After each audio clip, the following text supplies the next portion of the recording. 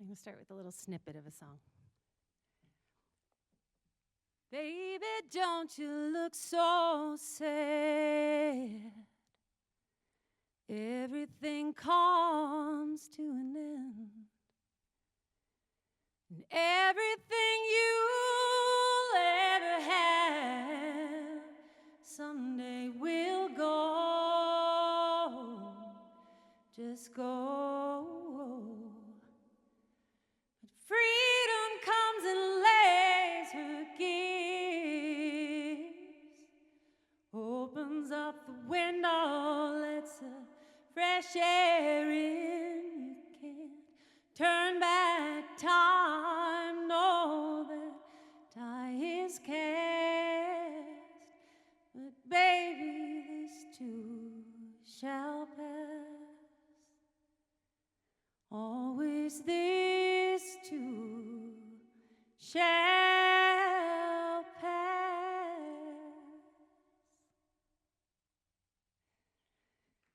Thanks.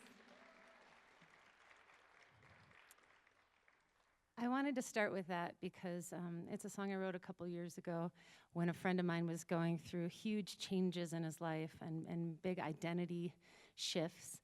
And the pieces that I'd like to do today all have something to do with identity. A lot of you are getting ready for the next chapter in your life. Maybe you're going off to school, maybe you're changing schools, maybe you're looking at taking up new hobbies or new places to put your energy and your time. And whenever that process is happening, there's a lot of self-examination that can take place, and creativity needs to be a part of that. I work in creativity for a living. I'm a professional songwriter, and I'm also a writer. I wrote a book called Kick-Ass Creativity a while ago. And they tried to do I did a segment for Good Things Utah, and Utah being the special state that it is, they called it Kicking Your Backside Creativity. But one of the things that comes up for me over and over is that creativity is essential in our daily lives. It's something that affects everything. My working definition of creativity is how we take an idea into form. So if you have an idea for a story, the creative part is how you bring that story to life. Do you write it as a short story? Do you make it a play? Do you tell a friend? Do you post it on Facebook? Do you take pictures of it? There are a million ways that we can take an idea and bring it into form. And that's going to take place over and over throughout your life. I did a creative workshop for Redken a couple years ago, the hair brand, L'Oreal. And at that time, I was very conservative. There's a part of me, I'm from the Midwest. I'm from this little town called Ottawa, Illinois. It's pretty unremarkable. And I always felt like I wanted to fit in and to just do everything right for like the first half of my life. And when I finally left Ottawa, I realized that, in fact, what I wanted to do was stand out and make a difference and do things my own way. And so when I did this piece for L'Oreal a couple years ago, my hair was kind of long and straight and blonde and just very kind of yoga-wearing, Forester driving ParkCity mom look. And I was supposed to be their creativity consultant. And all these hair artists were from all over the world. These are hair artists who make like $1 million a year. They're in the Redken Artist Network. They're amazing. And they were like, this is our creativity expert? Are you kidding? Because they expected me to look like Imogen Heap or something, I think just like really crazy and wild. And I really fought against this idea of, I can be whoever I am inside. I don't need to like be flashy about it and be all external with who I am. I know who I am, and that's what matters.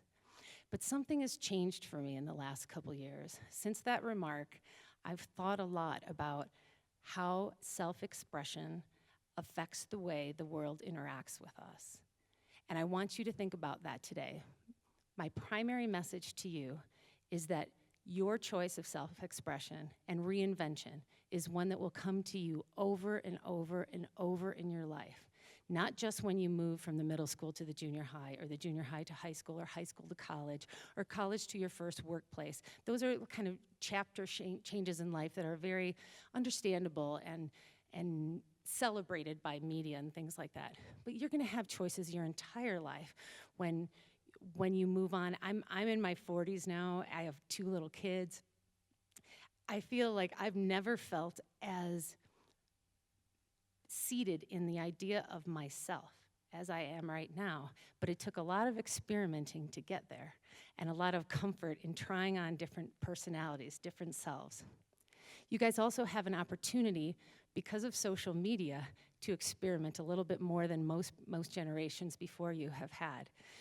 I believe that you have your regular self, your IRL self, and then you've got your online persona. And the tricky part about this is that every time we have an experience, if you're engaged in social media, kind of as Courtney was talking about earlier, there's a part of you that's an inner curator.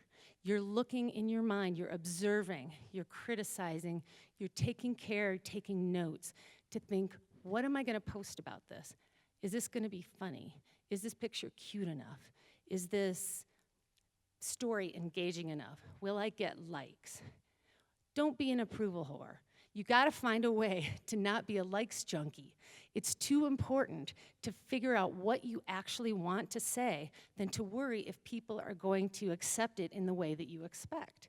What if you say something and nobody really makes any remarks at all, but that comment that you made is life-changing for somebody? You can't always know the ripple effect that your words and your actions will have. So your responsibility is to first know who you are and be willing to express that as authentically as you can. I also want to urge you strongly to pull back from the idea of being famous. You are unfortunately surrounded by people who want kids to be famous before they're ready. If you have a creative leaning or a talent, nurture it. Give it time to mature and to grow and develop. Because if you put that in the spotlight before it's ready, it's immature and you might find yourself shut down. I have a friend, Jules, who was on a show that was kind of an American Idol type show. And she was a great talent and just had this bold personality. And she got shot down in a really public way in the first episode of the series. And it seemed like it was just a ratings thing, that they were trying to see if they could be more mean than another show. And it left her broken. She never wanted to perform. She didn't want to follow a music career. It wasn't the right time. And in some of these opportunities to become famous fast, you lose that opportunity to nurture that little embryo of some amazing brilliance that's within you that maybe isn't meant to come to fruition until you're a little bit further along. So in that vein, instead of worrying about being famous or being approved of or being perfect, I want you to think about being better. Because when you think about being better, you put yourself back in the driver's seat of judgment and approval. You're the one deciding what's worth it for you. You're the one deciding, are you better today than you were yesterday? Because throughout the trajectory of your life, there's no way to know if all these comparisons that you might have with other people are going to actually give you any valuable information. But you know, if you're keeping score on yourself, if you're faster, better, stronger, more skillful, smoother, whatever it is that your passion wants you to do. So in that vein, I'd like to play you a song I wrote about a year ago. My sister, my beautiful, brilliant younger sister, was struggling with sobriety, and she had been in her third try at rehab, and it wasn't going great. And I was in a different chapter in my life where I was struggling with some things too, and so I wrote this song for both of us. I hope it means something to you. It's called Be Better.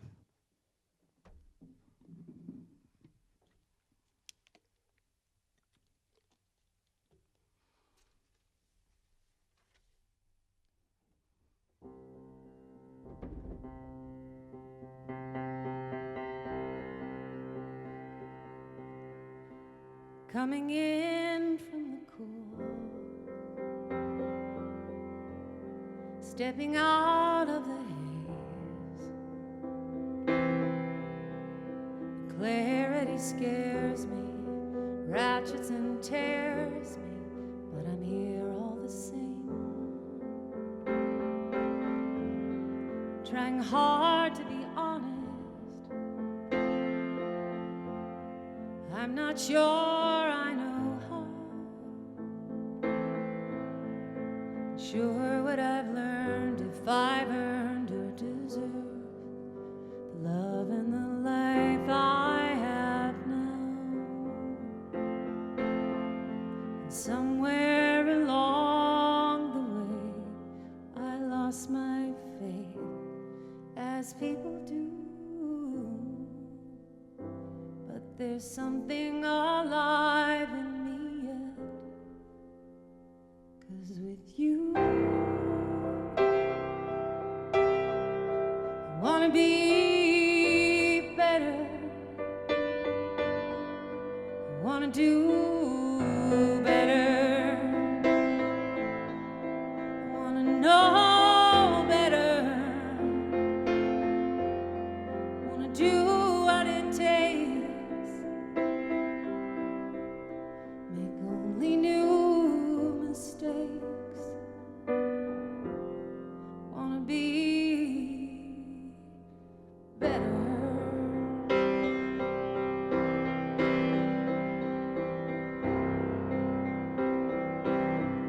I'll bless the young and the dumb, so much I couldn't conceive, a word that I could find a way to the place where it was so easy to believe in the shape of the stars, in the gods and their stories, in the laws of the world with love's turns and its burns, always leading to more pleas. And somewhere along the way I lost my faith, as people do. But there's something alive in me yet, 'cause with you I wanna be better, I wanna love better, I wanna know better, gonna do what it takes, make only new mistakes, wanna be better.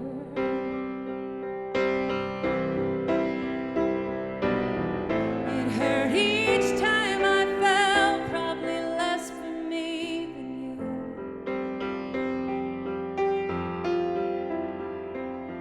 Thought that I could do it all alone, all I wanted to do. But nothing changes till it has to change, and no one makes a move till it's too painful not to. So I thank you. Oh, 'cause with you I wanna be better, I wanna know better, I wanna love better, wanna do what it takes, make only new mistakes, wanna be better.